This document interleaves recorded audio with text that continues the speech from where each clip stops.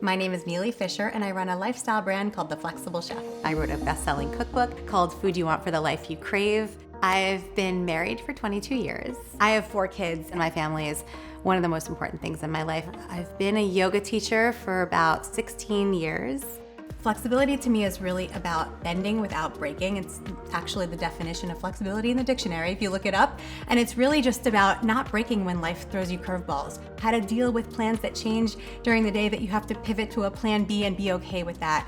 How to be okay with 80%, which is just as excellent as your perfectionist 100%. I've made a lot of changes in my own life so that I'm less of a control freak, that I'm less of a perfectionist, give myself a break a lot more often. I'm a lot more, flexible. But in previous years, in a past lifetime, I would always feel some sense of guilt when I took the time for myself as if I somehow didn't deserve it. One of the most universal challenges is that so many of us, we often think that we're just not good enough. And we're constantly feeling like we have to measure up. The inner emotion about not feeling like you're worthy of love in this world,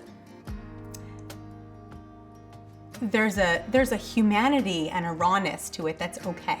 And I think that the lesson is it's okay to be vulnerable. The joy in living and the realness that happens in relationships is when you are prepared to be vulnerable. And so when you're trying to change something about your life, don't mask it with some facade, because then if you can reconnect with the vulnerability and the emotion of perhaps an issue that you struggled with and you've overcome, then the cool thing is that you can be a role model for somebody else. The challenges that we face, we bring them into our relationships. So the challenges that I might have faced growing up with self-image and with not feeling worthy or not being good enough, I have this opportunity as a parent to do the opposite for my children.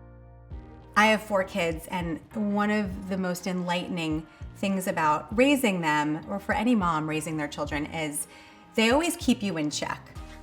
A really great way to not be so hard on yourself is to surround yourself with loving and supportive people who have your back. Seth is such an amazing husband.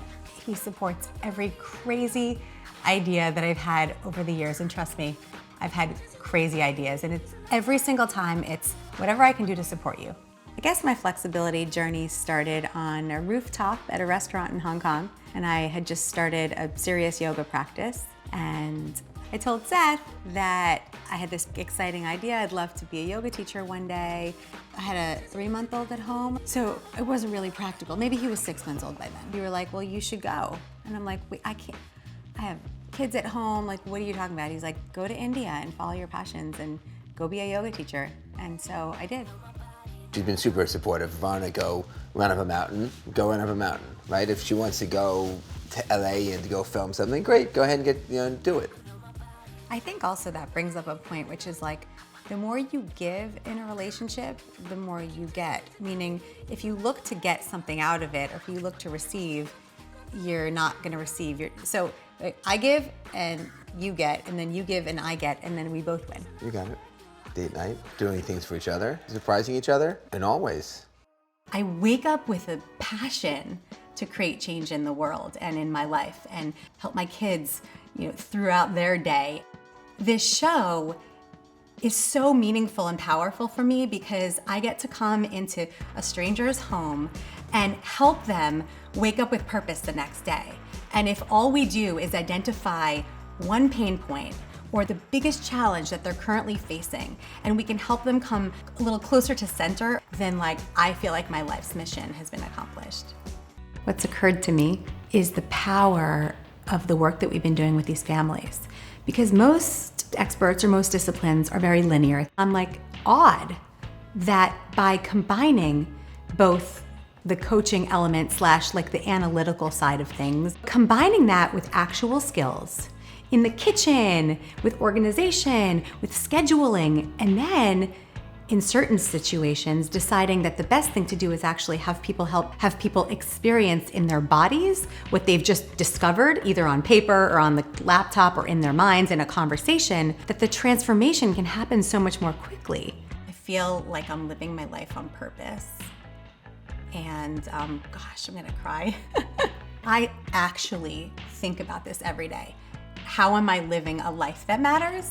How can I help other people live a life that matters so they don't have any regrets at the end?